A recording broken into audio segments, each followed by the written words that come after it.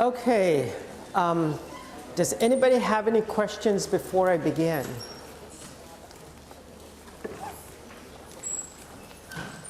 All right, so if you guys remember, we have now moved on to looking at the third class of equilibria equations, or equilibria, and we're looking at solubility. And we said the equilibrium constant that describes the solubility of insoluble or slightly soluble or marginally soluble salts, we call that solubility product constant, okay? And we said that one way for you to figure out whether a salt is going to be soluble or insoluble is to use the solubility rules. And I gave you a copy of the solubility rules, and I said you can use that to figure it out. The other way to figure out whether it's going to be insoluble or not is if it's insoluble, it will have a KSP value. And these KSP values are going to be really, really small. They're of the order of 10 to the negative something that's 10 to the negative 10, 10 to the negative 17, 10 to the negative 18, 34, 10 to the negative 42, and so on. So these are highly insoluble substances. Now, I also want you to recognize that there is a parallel between what we've been doing when we looked at weak acids and weak bases and solubility. Now, in solubility, we look at molar solubility. Remember when we dealt with weak acids, we talked about percent dissociation, or the amount that dissociated, all right? The amount that dissociated, or the amount that decomposed, is always the change that we're looking at, and it's always X. All right? So the amount that dissociated is X. All right? In solubility product calculations, the amount that dissociated is always called molar solubility. All right?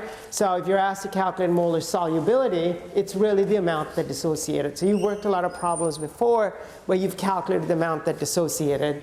Now we're going to use the term, in this topic, we're going to use the term molar solubility. Okay? And often, because we're dealing with precipitates, which are solids, we usually give it not in terms of molar solubility, but we give it in terms of gram solubility, because we're dealing with solids, all right? And your precipitate is a solid, and therefore the amount that dissolved is also given in terms of grams per liter, and so we call that gram solubility. So last time when we did this calculation, we took silver chloride, and if you take silver chloride and place it in water, the amount that dissociated is the molar solubility. And if you want to convert molar solubility to gram solubility, all you have to do is multiply by the molar mass. So the unit for molar solubility would be moles per liter. The unit for gram solubility would be grams per liter. Got it? So now we can move on to taking a few more examples of applying this in problems. And let's move on to the second problem that's in your handout. And so, you know, the previous example that we looked at last time was using, they give you the KSP and ask you to calculate molar solubility and gram solubility. Okay? Now we're asked to do the reverse. In this problem, silver chromate is a red solid that dissolves in water to the extent of 0.092 grams per liter at 25 degrees Celsius. Calculate KSP. All right? So we're doing exactly the opposite of what we did in the previous problem. So remember, if we're going to deal with an equilibrium setup, our unit has to be in moles per liter. We need to know the amount that dissociated or the molar solubility. So I need to first convert gram solubility to molar solubility. So they give us gram solubility, and we know that the gram solubility is 0.09 grams per liter of Ag2CrO4. If I wanted to calculate molar solubility, that would be 0.029 grams per liter of Ag2CrO4. And now you ask yourself, how do I convert grams to moles? Remember, how would you convert the grams of a substance to the moles of a substance? What do you need to do? Divide by the molar mass. So you look at the formula, you have 2 silver, you have a chromium, and you have 4 oxygens. Calculate the molar mass of that compound, and this time you have to divide because that's how you convert grams to moles. And so if you calculate the molar mass, it comes out to be 331.73 grams per mole of Ag2CrO4.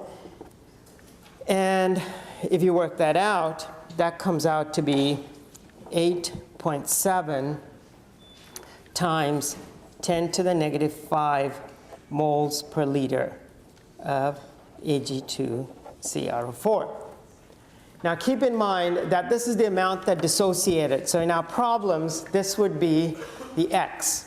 All right, so we figured out the amount that dissociated, and that is the molar solubility. Now all we have to do is set up the equilibrium expression. Remember, if it's an equilibrium, you have to use the equilibrium expression.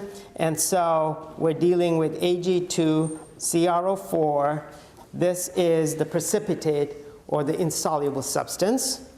And when it establishes equilibrium in water, a really, really small amount will dissociate. And so now it's very, very important that you know how to write the charge, appropriate charge for each of the species that we're looking at. So you'll see that you have silver, and then chromate is a polyatomic anion. So now when you write this, it's important that you write it and you have the appropriate charges, and not only that, that there's charge balance. Because on an exam, if you do not write this expression correctly, you will get it wrong, because I do want to emphasize that you need to know how to write the balanced equation, all right, with the appropriate species that dissociated. So we know that we have silver. Now you need to figure out what is the charge of that silver, okay? So if you look at this, there are 2 silver, and so you have 2 silver ions, and then on the other side, you have chromate anion, and the charge of chromate anion is fixed. All right, and so it's 2 minus. So we know that each silver has to have a +1 charge. Now usually, we said last time, if it's group 1, they all have +1 charges. If you're in group 2 of the periodic table, they all have +2 charges. All right? If you're dealing with transition metals, they will have variable charges. And if it's a transition metal, then you have to turn to the counterion, the anion, to figure out what the charge is on the cation. All right? And so from that, you can infer what the charge on the cation is. And so this would be your balanced equation. And our goal is to figure out what KSP is. So we know at equilibrium, this does not appear in the equilibrium expression, so we're just going to leave it blank. On this side, we know that if it dissociates and you end up with 2x, this would be x. Got it? So that means I know KSP should equal the concentration of silver plus raised to the power 2 times the concentration of CrO4 minus, which gives me 2x squared times x. Now 2x squared will be 4x squared. All right, so 4x squared times x will be 4x cubed. Therefore, if I want to calculate KSP, it should be 4 times 8.7 times 10 to the negative 5 taken to the power 3. Okay, so if you do the math for that, it comes out to be 2.6 times 10 to the negative 12. Now you can include a unit for this if you wanted to, and this is in moles per liter. This is in moles per liter, so this will be moles cubed per liter cubed. Or because we've got in the habit of leaving out the units for the equilibrium constant, if you don't include the units, that's okay too. All right? So that would be your KSP. Any questions up to this point? So this deals with looking at equilibria and KSP. Now, all of the examples that we've looked up to this point is where you take something that's insoluble. So you can look up the solubility rules and pick up a substance that's insoluble, slightly soluble, or marginally soluble. And if you put it in water, you know that it's going to precipitate. It's going to sink to the bottom. And you're going to establish an equilibrium, and you can solve it this way. Okay? Now it turns out that another way of generating a precipitate is actually to take advantage of a reaction to generate the precipitation in situ. All right, so you can have a reaction that takes place that forms a precipitate in situ, in solution, and then you can establish that equilibrium. So let's look at examples where now you're going to have a reaction, and then followed by that reaction, you're going to have an equilibrium being established. Okay, so we're going to look at precipitation and solubility product.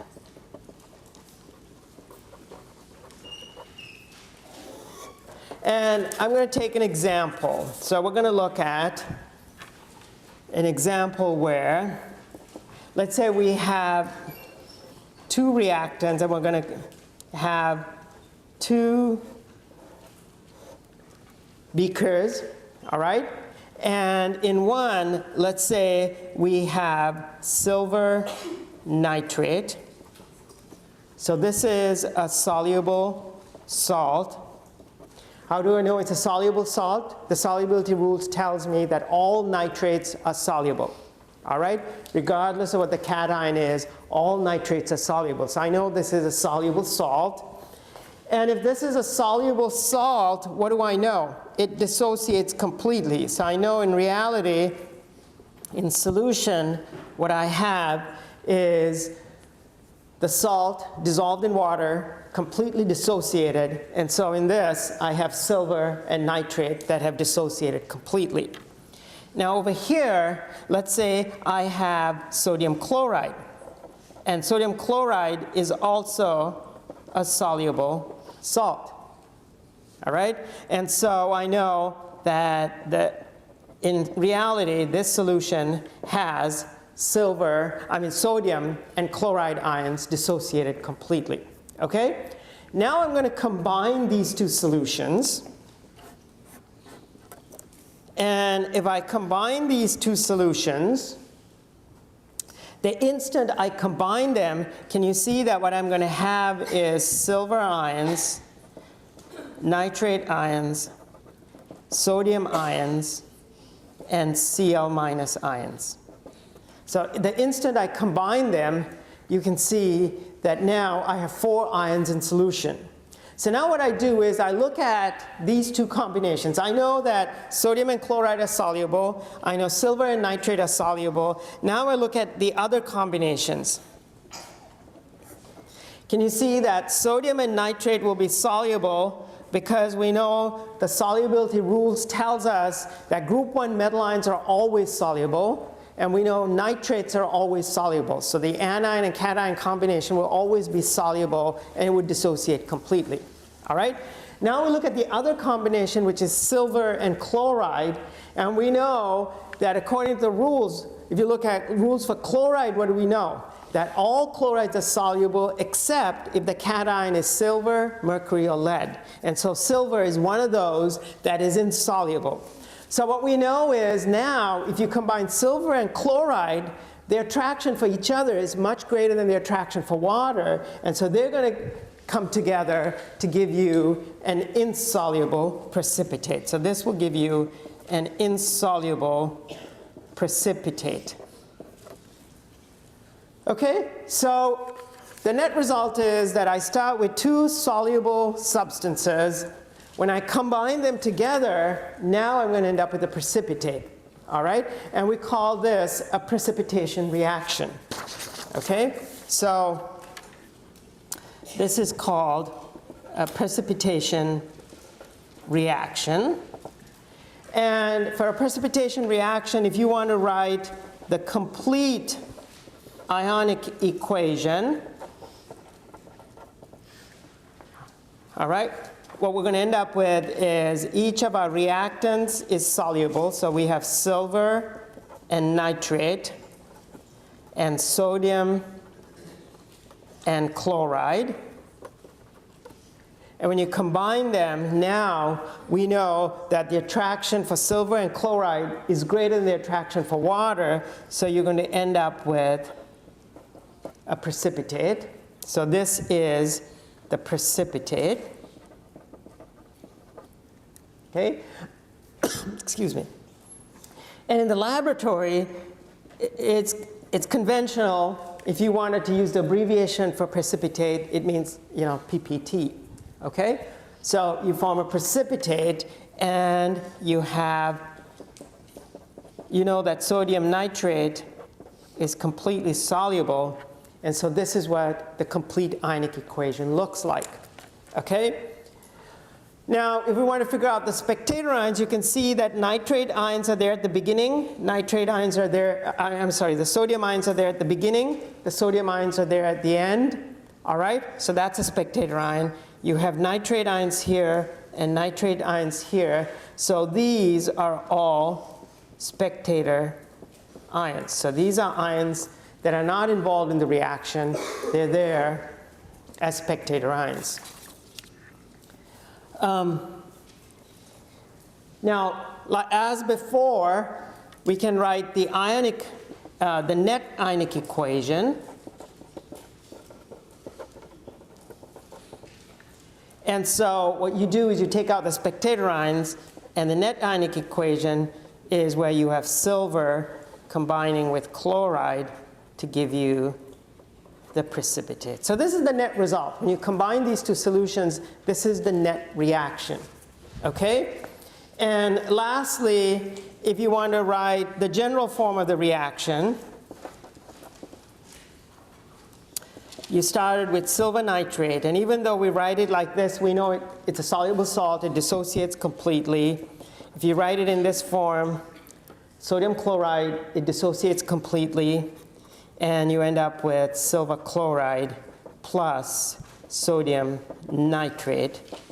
And as all of you can see, this does not describe sort of the intimate details of what's going on.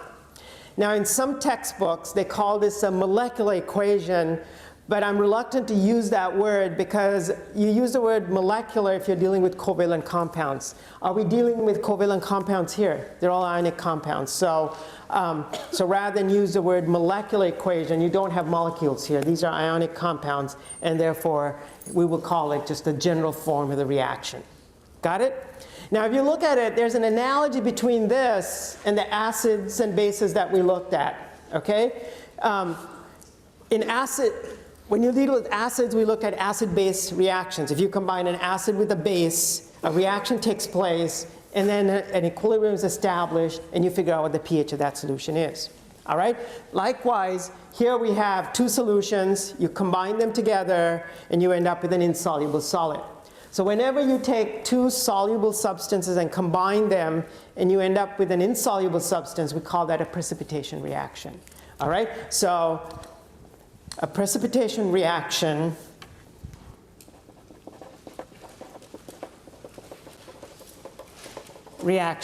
is one in which two soluble salts are combined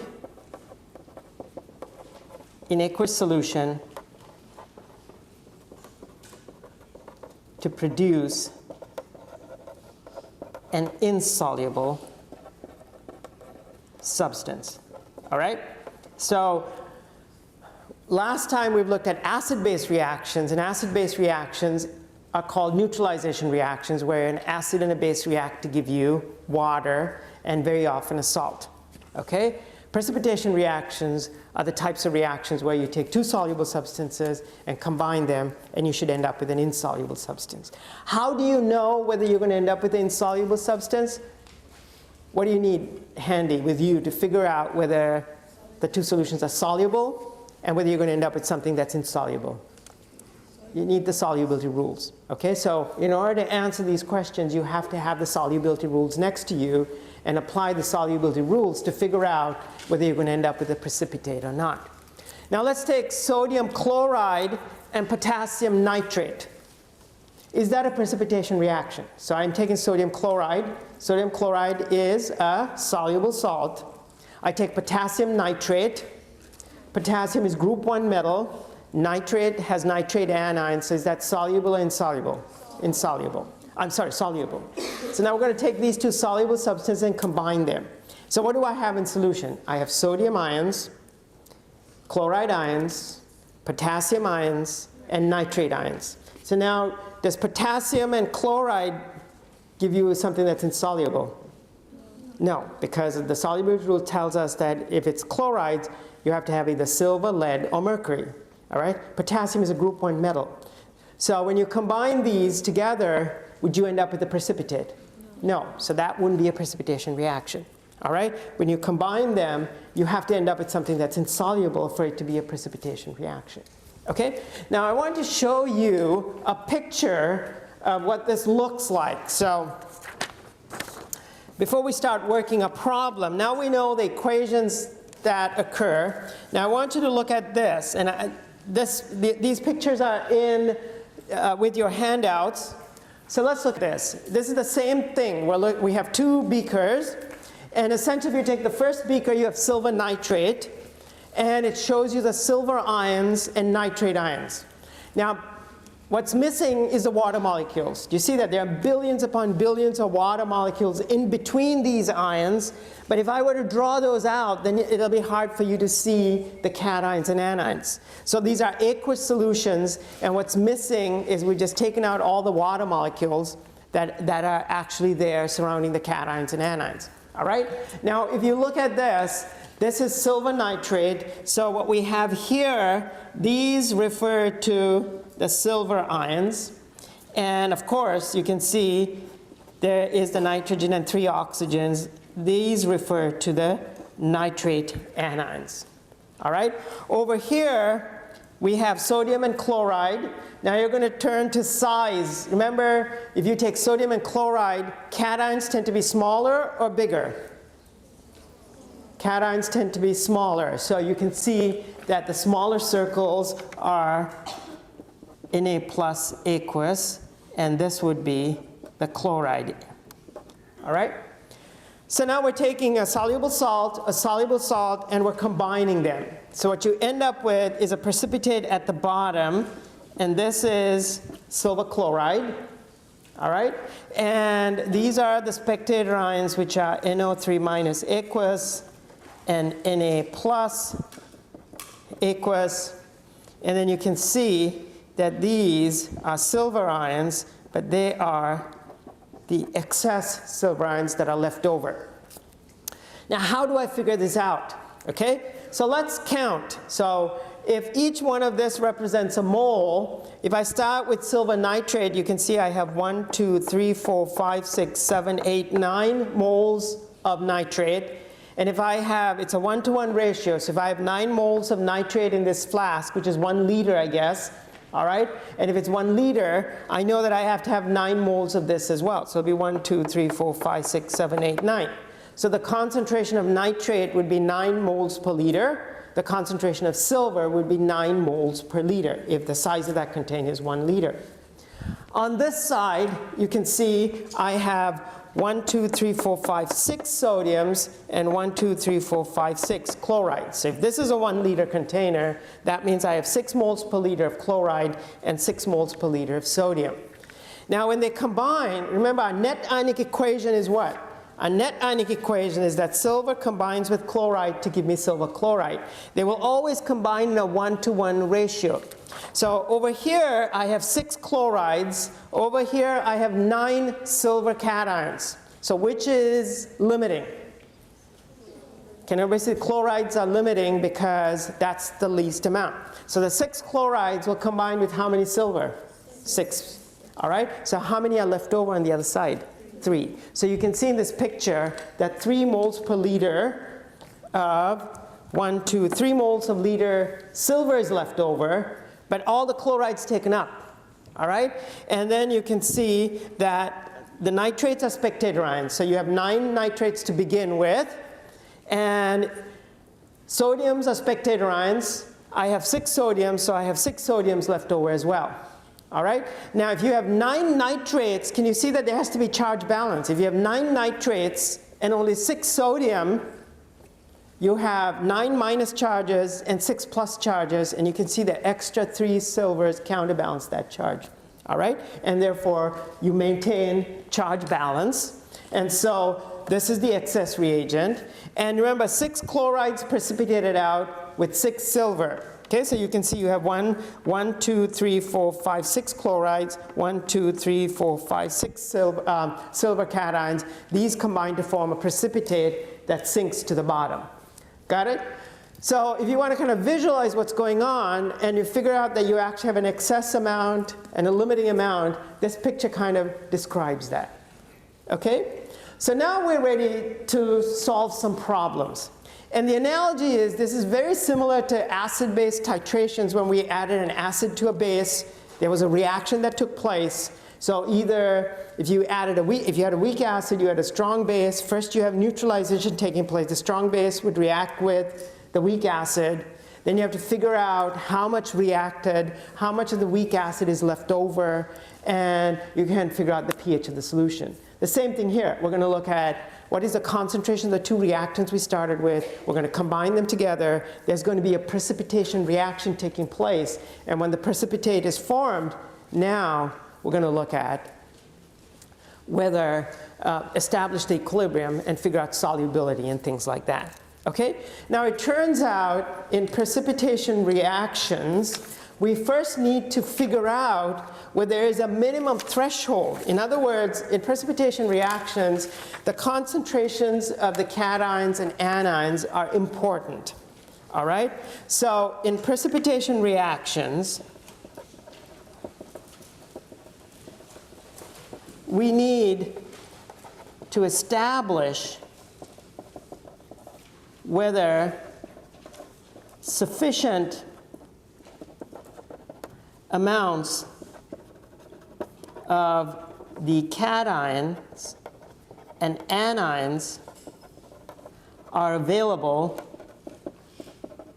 for precipitation.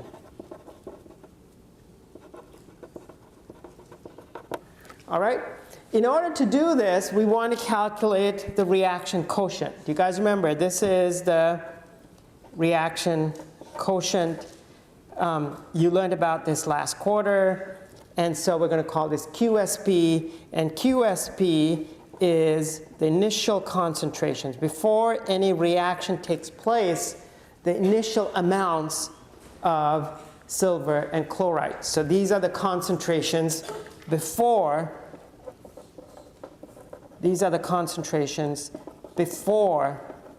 any reaction occurs. All right? And what we know is if QSP is less than KSP, then we say no precipitate will form. That means that there is not enough concentration of cations and anions. They're not sufficient for a precipitate to form. Okay? So that means the initial concentrations of your cation and anion are not adequate to form a precipitate. On the other hand, if QSP equals KSP, or if QSP is greater than KSP, we know that a precipitate will form. Okay? So in all of these, we have to figure out first whether actually the reaction occurs to give you a precipitate, and whether you've met the threshold need for the cations and anions, the minimum requirements to form a precipitate. If your QSP is greater than KSP, then you know a precipitate will form, and you can go on and solve a problem. So let's take an example. And so if you turn to the worksheet that I put on the class website, and let's take a look at this. So it really helps to draw pictures when you solve problems of this type. So let's look at this. Suppose 500 milliliters of a solution of calcium chloride with chloride ion concentration of 8 times 10 to the negative 6 molar is added to 300 milliliters of 0.04 molar solution of silver nitrate. The first part is, will a precipitate of silver chloride have formed when equilibrium is reached? Okay? So let's take a look at what's going on. So drawing pictures are really helpful. So what we have here is calcium chloride aqueous. And they tell us that the chloride ion concentration in here is 8 times 10 to the negative 6 molar, and that we have 0.500 liters. So we have 500 milliliters, or that's the volume of the solution that we start with. Over here, they tell us that we have silver nitrate aqueous, and they give us the concentration of silver nitrate. Now remember, silver nitrate is a soluble salt, and if it's a soluble salt, it dissociates completely. And if it dissociates completely, we know that the silver ion concentration is 0.00400 molar, and they tell us that there is 300 milliliters of that solution. And now we're going to combine these two solutions. All right? And the instant you combine these two solutions, now you're going to have calcium 2 plus aqueous. You're going to have 2 Cl minus aqueous. Over here, you're going to have silver cations aqueous plus NO3 aqueous. And we know we're combining 500 milliliters with 300 milliliters. So what is our final volume in here now? 800 milliliters. Okay? So what you want to do is, before you start doing any calculations, you can see that there's a volume change. The instant you combine them, there's a volume change. If there's a volume change, what do we know? The concentrations are going to change. All right? And so whenever you deal with problems of this type, what do you think about? You want to calculate the concentrations of the species the instant you combine them. So now we have to go back and recalculate the concentration.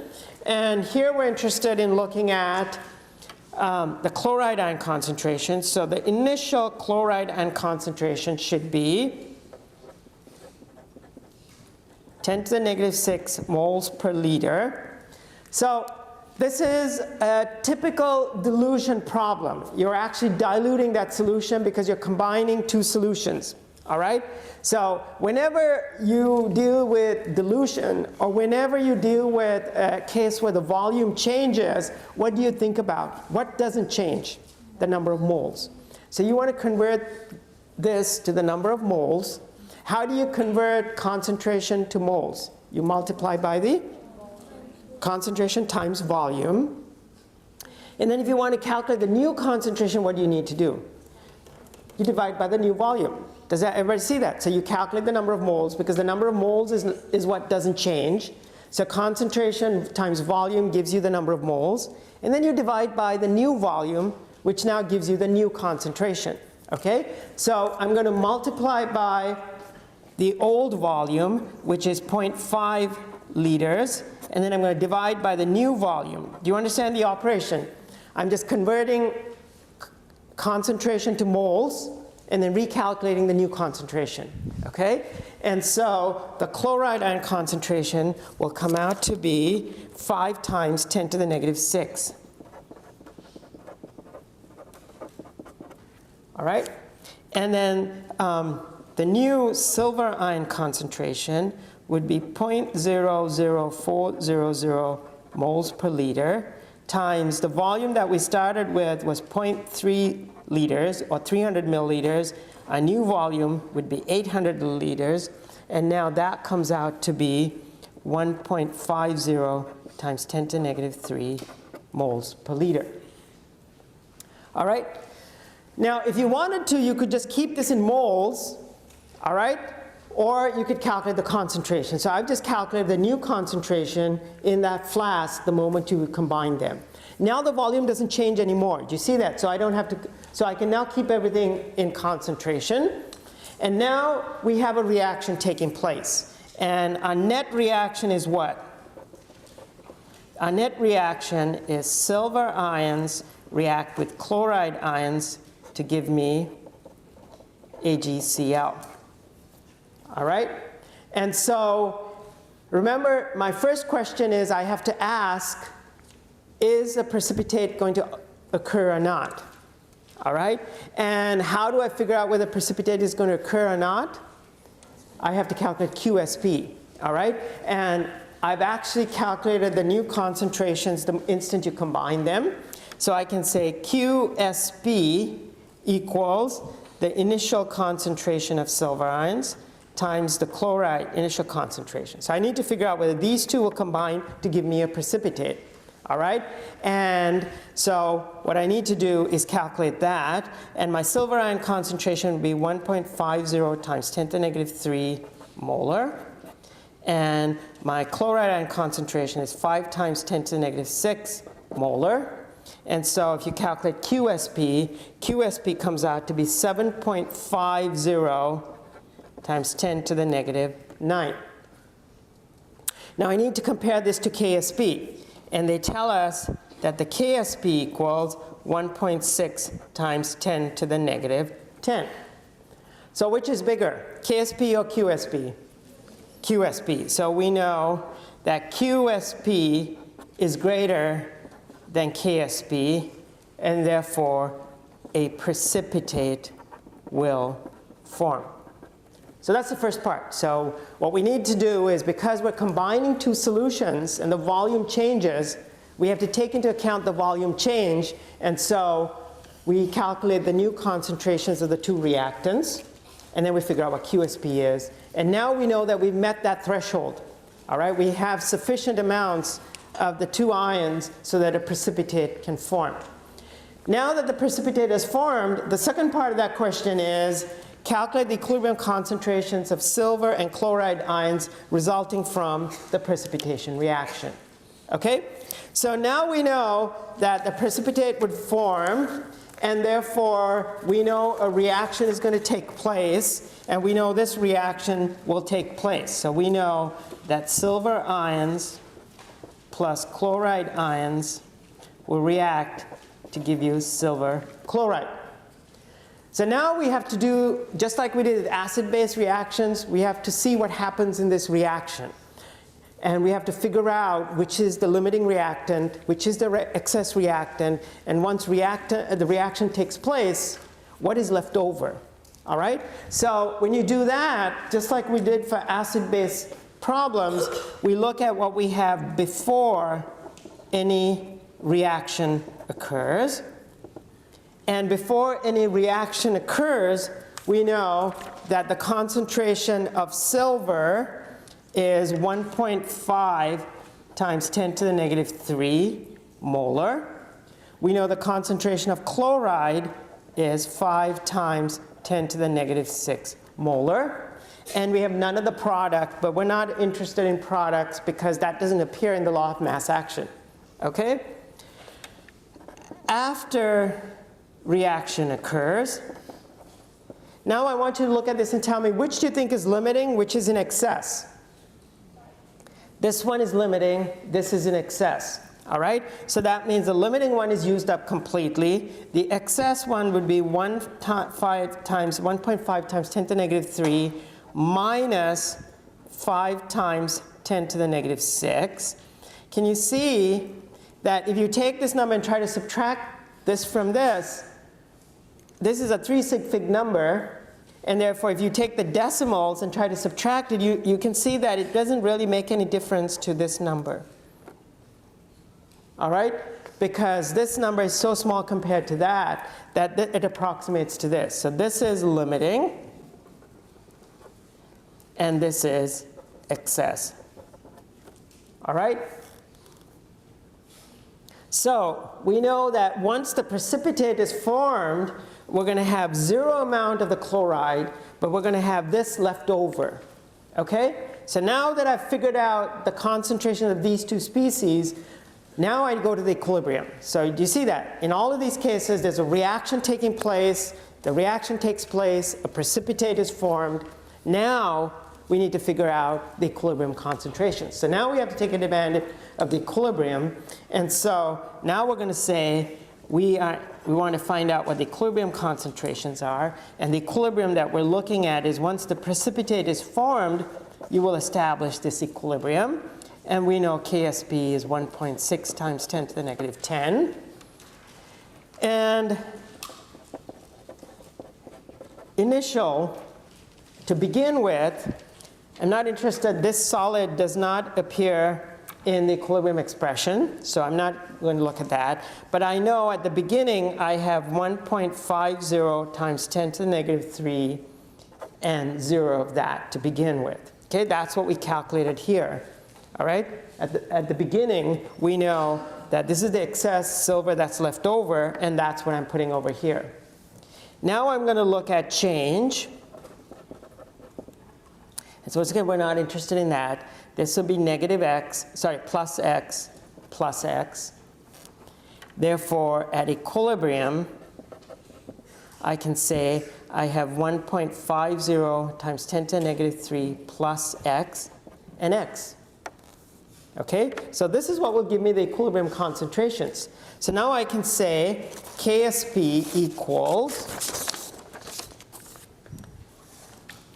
so I know KSP equals 1.6 times 10 to the negative 10, which equals the silver ion concentration times the chloride ion concentrations at equilibrium, which is 1.50 times 10 to the negative 3 plus x times x.